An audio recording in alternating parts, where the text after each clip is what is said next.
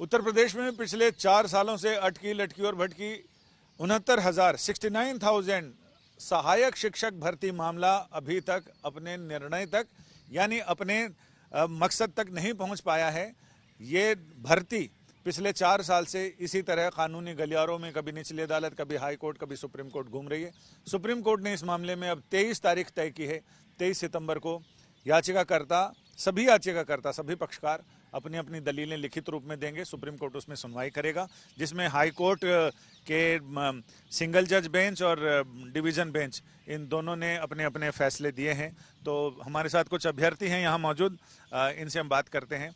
आपका पूरा नाम क्या है? मेरा नाम कुर्बान अली है। मैं 69,000 शिक्षक भर्ती में आरक्षण पीड़ित अभ्यर्थी हूँ जौनपुर से। सर, मैं ये बताना चाहूँगा कि ये जब 69,000 शिक्षक भर्ती हुई थी तो उस समय जो है इस पर 19,000 सीटों के हेर फेर का आरोप लगा था। तो हम लोगों ने मित्र वाला नहीं 69,000 शिक्षक भर्ती का कि जो आरक्षित वर्ग के पदों पर, तो इस पर जो है हम लोगों ने एनसीबीसी से जांच करवाई थी। जांच के उपरांत ये मामला सुप्रीम कोर्ट गया और जो है वहाँ से लिस्ट रिविजिट का आदेश हुआ। उसके बाद ये मामला सरकार ने नहीं माना रिविजिट का। वहाँ एटीआरई का एक मामला फंस गया था, क्योंकि रिजर्वेशन और रिलैक्सेशन का मतलब था, क्योंकि एटीआरई जो है इस भर्ती का एक रिलैक्सेशन पार्ट है, रिजर्वेशन पार्ट नहीं है। तो उस पर जो है माननीय सिंगल बेंच ने उस पर एटीआरई को पार्ट ऑफ सिलेक्शन कह दिया था, जिसको हम लोगों ने डिवीजन बेंच में चुनौती दिया था। डिवीजन बेंच ने फिर उसको सिंगल जज बेंच के ऑर्डर को पलट दिया। जी, पलटते हुए जो है एटीआरई को पार्ट ऑफ सिलेक्शन से हटा दिया। उसने जो है इसको कहा कि ये पार्ट ऑफ सिलेक्शन रिजर्वेशन का भाग नहीं है, बल्कि एक रिलैक्सेशन है, जिस तरह टीटी है। तो उसके बिहाफ पर सरकार को ये दिशा निर्देश मिला कोर्ट से कि आप लिस्ट रिविजिट करके लिस्ट रिविजिट करिए। तो लिस्ट रिविजिट में तो कुछ लोगों ने, जो नौकरी करने वाले, वो कहे कि भैया कि हम तो बाहर हो जाएंगे, करीब 10,000 उन्होंने यहाँ सुप्रीम कोर्ट। तो आप लोग उसी वर्ग में से हैं जिनको ये डर है कि हम बाहर हो जाएंगे? नहीं, हम लोग आरक्षित वर्ग में हैं, जिसको चयनित होना चाहिए। सारे लोग आरक्षित वर्ग के हैं? आप सारे लोग? जी। और जो सामान्य वर्ग के लोग हैं उनको ये डर है कि वो बाहर हो जाएंगे, तो इसलिए वो इसको बचाना चाह रहे हैं। और क्या उसका क्राइटेरिया भी कुछ फिक्स है कि आरक्षित वर्ग को कितने कट ऑफ पे नौकरी मिलेगी और अनारक्षित को कितने में मिलेगी? जी बिल्कुल। क्या है उसमें जो है 60-65 का जो है कट ऑफ रखा गया था कि जो 60% सामान्य वर्ग का नहीं, आरक्षित वर्ग का। अच्छा। अब सामान्य के लिए 65% रखा गया था। अच्छा सर, इसमें है कि ये हमारी सूबेदार यादव सर। सूबेदार जी। ये भर्ती जो है हम चैनल के माध्यम से बताना चाहते हैं, 69,000 भर्ती सुप्रीम कोर्ट में दूसरी बार आई है। इससे पहले जो है यही एटीआर में शिक्षा मित्रों के लिए 18,000 कुछ पोस्ट बोला था कि उसको इसमें जो है इस भर्ती में जो है 69,000 में सरकार के द्वारा हलफनामा लगाया गया था। जब 60-65 कटाप और 40-45 कटाप पे शिक्षा मित्रों की लड़ाई थी, तब यही यूपी सरकार ने कहा कि भर्ती प्रक्रिया पात्रता परीक्षा एटीआरई के बाद स्टार्ट होगी। इसके बाद सारे आरक्षण के नियम सब कुछ यहाँ इसके बाद अप्लाई होंगे। लेकिन अब जो है जब आरक्षित वर्ग के लोगों के पदों को गुमराह करके एक अलग से लिस्ट जारी करेगी, अब यहाँ पे जो है ये साबित कर रहे हैं कि ये एटीआरई एक जो है भर्ती प्रक्रिया का पार्ट है। जो सिंगल बेंच ने मारा था, डबल बेंच ने इसको पलट दिया कि ये भर्ती प्रक्रिया जो है एटीआरई की जो है पात्रता परीक्षा है, उसके बाद सारे नियम और आरक्षण के सब लागू होंगे। और उसके बाद अब मामला दोबारा फिर यहाँ सुप्रीम कोर्ट के दरवाजे पर आया है और हमें आशा ही नहीं, पूर्ण विश्वास है कि हमें न्याय मिलेगा। तो इसमें जो सामान्य वर्ग के लोग हैं वो सारे उनकी क्या परेशानी है? सामान्य वर्ग लोगों की जो चयनित हो गए हैं, संतोष यादव भदोही से। सामान्य वर्ग के जो अभ्यर्थी थे वो चयनित हैं, 4 साल से जो है अपनी नौकरी कर रहे हैं और अब उनके ऊपर खतरा लग रहा है। मैटर यहाँ ये है कि रिजर्वेशन और रिलैक्सेशन का, देखिए गवर्नमेंट जो होती है अलग अलग जगहों की अलग अलग रिलैक्सेशन देती है लोगों को। कभी फीस के रूप में छूट, तो कभी एज के रूप में छूट और कभी पासिंग मार्क के रूप में छूट, अलग अलग परीक्षाओं में। लेकिन जब भर्ती प्रक्रिया स्टार्ट होती है तो रिजर्वेशन वहाँ से लागू होता है। जब हमारा ये जो है जिला आवंटन फॉर्म भरा गया, वहाँ से भर्ती स्टार्ट हो रही है और इस बात को बखूबी जो है गवर्नमेंट ने स्वीकार किया है इसी सुप्रीम कोर्ट में।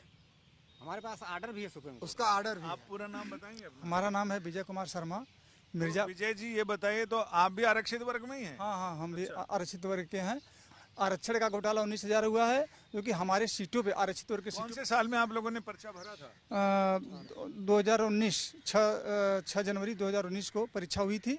और इसके बाद जो है जब परीक्षा हुई, चक्करे काट रहे हैं। हाँ, तो ऐसा जब परीक्षा हुआ इसके बाद उन्होंने जो है लिस्ट निकाला, तो लिस्ट निकाला उसमें तो जो है कट ऑफ डिसाइड हुआ 67.1 जनरल का कट ऑफ हुआ। इसके बाद 66.7 जो है ओबीसी का कट ऑफ जो है डिसाइड किया गया। तो उसके बीच हम लोगों ने देखा तो उसके बीच जो है 27% होना चाहिए, तो 3.86% जो है उन्होंने जो है दिया ओबीसी को।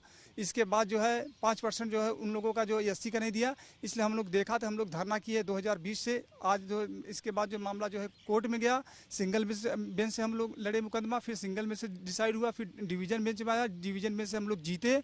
आज जो है सरकार भी जनरल के साथ है और हम लोगों के जो है कोई नहीं सुनता है। आज हम लोग डिवीजन बेंच से जीत कर जो है आए हैं सुप्रीम कोर्ट में। तो वहाँ पे ये है एटीआरई का मैटर था। ATRE is not part of selection, जो कि शिक्षा मित्रों के केस में जो है वहाँ एक जो एडवोकेट जनरल थे जो है वहाँ पे उन्होंने दिया था, राम शरण मौर्य में उन्होंने दिया था कि ATRE is not part of selection. तो उसी से हम लोग डिवीजन बेंच जीते। आप इधर आइए, पूरा नाम बताइए अपना। मेरा नाम शिवशंकर मौर्य है। शिवशंकर जी, आपके तो लग रहा है कि एग्जाम देते देते और रामा रामा रटते मेरी बीती रे उमरिया।